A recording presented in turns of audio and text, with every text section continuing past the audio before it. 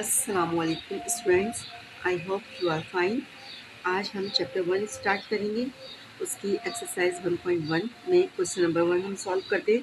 Question number 1 में पूछा गया है कि रैशनल और इरेशनल नंबर को आप अलग अलग करें, सेपरेट कॉलम में लिखिए, ठीक है। उसे लिखने से पहले आप जो है थोड़ा सा फ्रैक्शंस का कॉन्सेप्ट क्लियर कर लें ताकि आपको अच्छे से रैशनल और इरेशनल नंबर का concept. Students, fraction two type के होते हैं। Number 1, terminating.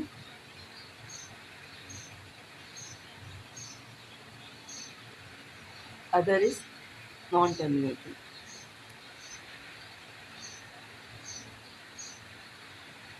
ठीक है। टर्मिनेटिंग वो फ्रैक्शन होते हैं कि जिसमें जब हम उसको सॉल्व करते हैं तो पूरा आंसर होल नंबर में आता है, यानी 10/2। अब इसको हम अगर कट करेंगे तो आंसर 5 आया। इसी तरह 5/5 आंसर 1 आया, तो ये टर्मिनेट हो गया। तो जितने भी रेशनल नंबर्स होते हैं, यानी जो टर्मिनेटिंग फ्रैक्शन होते हैं, वो रेशनल नंबर होते हैं। तो आप इसके सामने आराम से रेशनल नंबर लिख सकते हैं, रेशनल। अब आ जाते हैं हम नॉन टर्मिनेटिंग में। इसमें 2 टाइप्स होती हैं। एक होती है रिकरिंग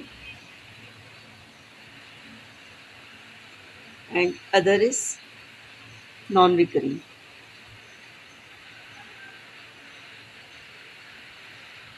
रिकरिंग वो टाइप होती है कि जब हम किसी भी नंबर को डिवाइड करते हैं, फ्रैक्शन को, तो उसका आंसर यानी रिपीटेड होता है। जैसे अब इसको 1 को हम 3 से डिवाइड करेंगे तो बच्चों आंसर आएगा 0.3333 सॉन, यानी बार बार वही नंबर रिपीट हो रहा है, तो इसे हम कहेंगे रिकरिंग।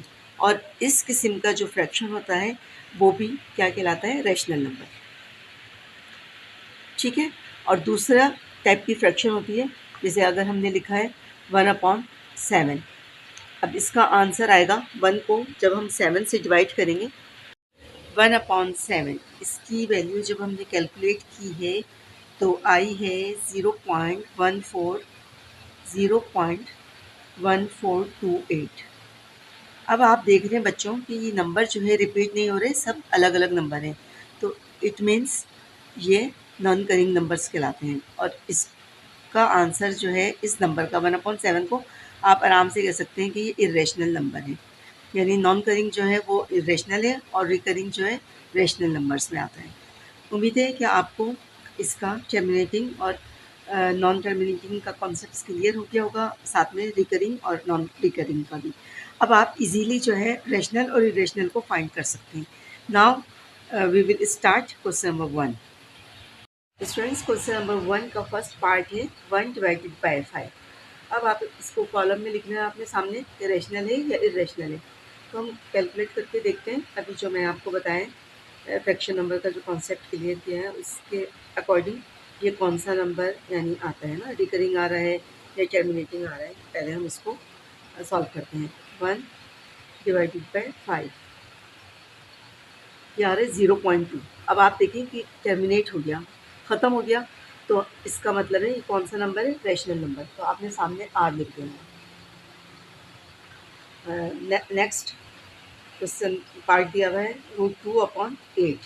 तो हम इसको डिवाइड करते हैं। स्टूडेंट्स, हमने सेकंड पार्ट इसको सॉल्व किया तो इसका आंसर आया है 0.176। फिर दोबारा 7, तो ये इसका मतलब है कि ये नॉन रिकरिंग है। तो नॉन रिकरिंग का आंसर होता है इरेशनल नंबर। तो आपने सामने इसके लिख लेना है इरेशनल नंबर, IR लिख देते हैं, इरेशनल नंबर। चलें थर्ड पार्ट अब हम सॉल्व करके देखते हैं कैलकुलेटर से कि ये रैशनल है या इरेशनल है। थर्ड पार्ट में दिया हुआ स्टूडेंट्स कि 5/√6। इसको हम कैलकुलेटर करते हैं, कैलकुलेट करके 5/√6 इसका आंसर आया 2.04124। तो ये नॉन रिकरिंग है, इट मीन्स इरेशनल नंबर है। इसके आगे आपने लिख देना है इरेशनल। अब हम आते हैं 4 पार्ट की तरफ। 4 पार्ट में दिया हुआ है 2/8।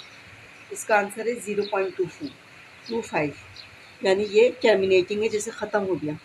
तो सबसे पहले तो टर्मिनेट और नॉन टर्मिनेट दिखते हैं, तो टर्मिनेट है तो आपने फ़ौरन ही पता चल गया कि आपको ये रैशनल नंबर है, आपने आर लिख दिया। अब हम आते हैं अपने फिफ्थ पार्ट की तरफ, जिसमें फिफ्थ पार्ट में दिया हुआ है 1/√3। इसको अब हम सॉल्व करेंगे और देखेंगे। स्टूडेंट्स, हमने पार्ट फिफ्थ की वैल्यू निकाली जो कि 0.5773 बनती है और ये इरेशनल नंबर, ठीक है। उसके बाद पार्ट सिक्स को हम सॉल्व करते हैं, कैलकुलेट करके देखते हैं। √8 की क्या वैल्यू बनती है। √8 की वैल्यू बनती है 2.2824, यानी कि ये भी नॉन टर्मिनेटिंग है, तो इट मीन्स इरेशनल नंबर। अब हम पार्ट 7 सॉल्व करते हैं। पार्ट 7 में एक कांस्टेंट सिंबल दिया हुआ है, जिसे जो एक्सपोनेंशियल का सिंबल है। एक्सपोनेंशियल की कांस्टेंट वैल्यू होती है 2.1784। ज़ाहिर है कि ये भी नॉन टर्मिनेटिंग है, इसलिए इरेशनल नंबर है। नेक्स्ट पाई की वैल्यू दी हुई है। पाई की वैल्यू आपको पता है सबको, आप लोगों ने भी शायद पढ़ा हो कि इसकी वैल्यू होती है 3.14, तो ये भी 3.14, यानी ये भी इरेशनल नंबर है। ये दोनों कांस्टेंट वैल्यूज़ हैं, एक्सपोनेंशियल एंड पाई। अब हम √5 को सॉल्व करते हैं। √5 की वैल्यू कैलकुलेट करके देखते हैं कि √5 की क्या वैल्यू निकलती है। √5 की वैल्यू निकल कर आई है 2.2360, तो ये है इरेशनल नंबर, क्योंकि ये नॉन रिकरिंग नंबर है। उसके बाद हम सॉल्व करते हैं पार्ट 10 22/3। इसको कैलकुलेट करके देखते हैं क्या नंबर आता है। इसको कैलकुलेट करके हमने देखा तो नंबर आया 7.3333, यानी नॉन टर्मिनेटिंग भी है, लेकिन उसके अंदर जो पॉइंट्स थी कि रिकरिंग है या नॉन रिकरिंग है, तो रिकरिंग है, बार बार 3 रिपीट हो रहा है, तो इट मीन्स ये रैशनल नंबर है।